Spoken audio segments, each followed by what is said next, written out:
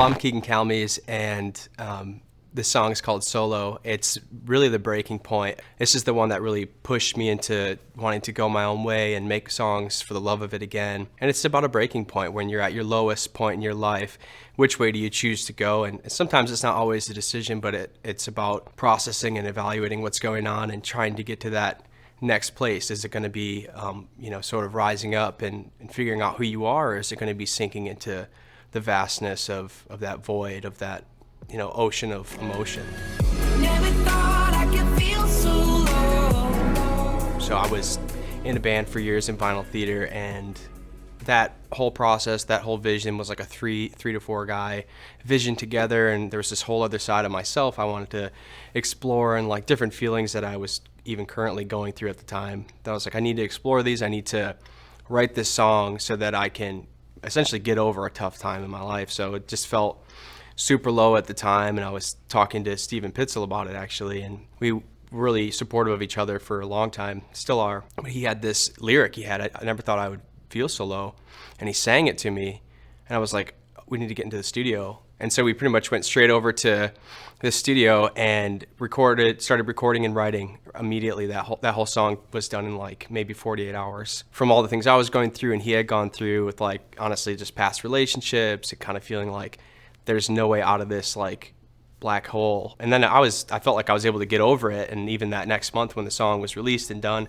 I like pretty much went on a whole solo journey and moved to Texas and kind of took up just kind of writing for myself for the love of it again, rather than feeling like it was a chore, Never thought I could feel so low.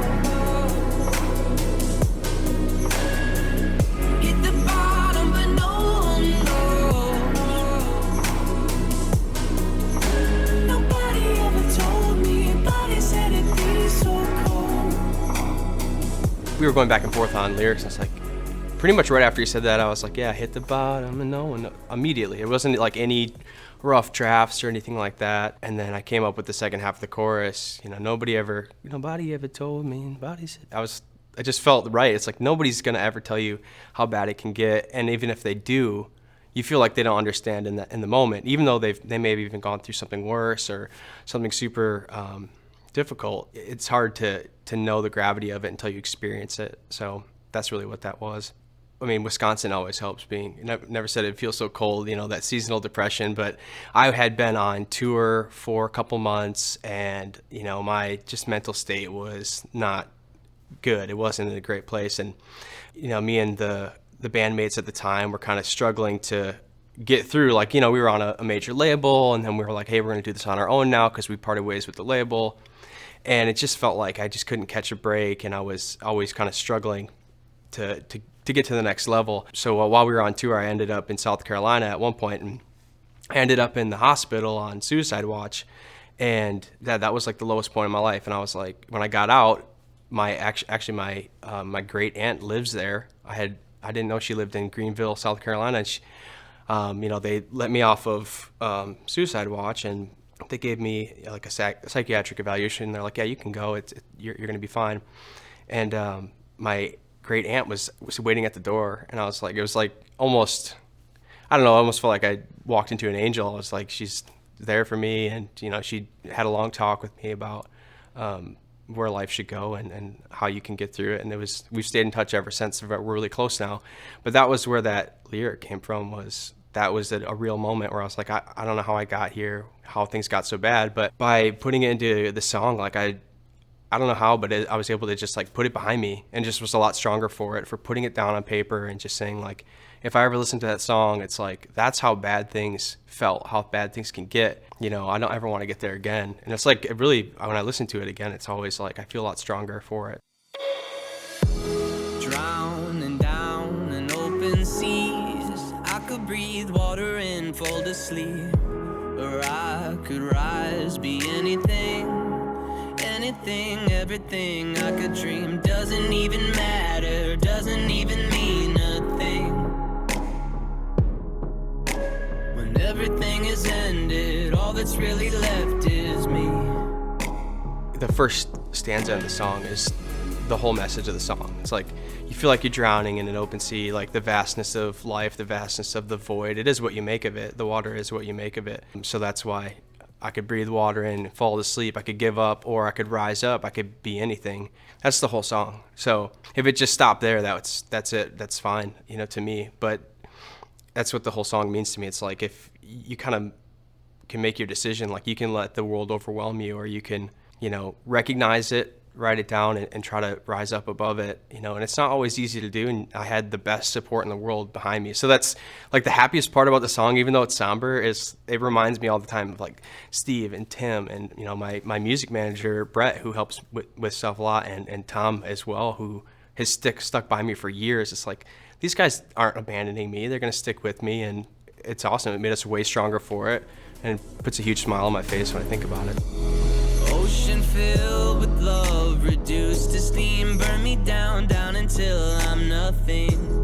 Only takes a drop of kerosene, light me up, rise again, hovering. Doesn't even matter, doesn't even mean a thing. It's almost like the first verse where you're drowning in that ocean of love, but it's also can be like an ocean of despair if somebody doesn't reciprocate that. So it's like there's all this emotion and there's all this love for someone or something, and that ocean filled with love. Or if they say one thing that's like they don't, if somebody doesn't want you in their life, it's like, oh, okay, it's reduced to nothing. It evaporates into nothing. But with just one word, with just one text, just one call, it just all of a sudden you're elevated back up into that feeling. You're like, okay, no, this is real. This is, you know, this person has the same feelings and reciprocates that. I'm worthy kind of thing. But, you know, and it doesn't necessarily matter because it's only going to be yourself. That you need to be able to just love yourself, like constantly seeking that validation. If it's not there, it's just not gonna work. And you don't want anything to do with me now, and I want you in my life. I want you in my life, 'cause you bring me back to life. The bridge kind of brings it back to like the person that, you know, I kind of wrote it about. It's like, you don't want anything to do with me, but I want you in my life.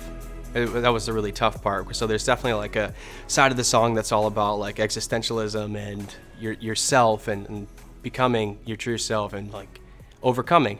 But then there's also that part of wanting to overcome things because you really want that one person to see you do it, to see you achieve something, and to be proud of you for it, and to love you for that. But maybe that was a misguided part of the song too. It's like that one person's not gonna make you happy, that's not gonna change anything for you, but I felt like someone didn't want anything to do with me, and is it all me? Is it my fault? But even with that, you still want them in your life, you still want the best for them. So that's kind of where the bridge goes, and then it's back to the moments of feeling so low and kind of just singing it to get over it. And that's with like all the songs that I've been writing. Every single one is like moment in time. I need to write it down. How am I feeling? And just like I can move on and get over it. When I revisit it, I feel those same exact emotions. But it's just constant therapy to get over things. I still think back. I'm like, dang, this song's good. I get excited about it because I'm like, I don't know how we captured that, and I want to capture it again. You know, that same feeling. But I think it was just so poignant at the moment that it just, you can feel the emotion. You know, a lot of people think that that's one of the best songs that I've been able to put out, and I'm like, yeah, I need to figure out how to do that again. So it feels good.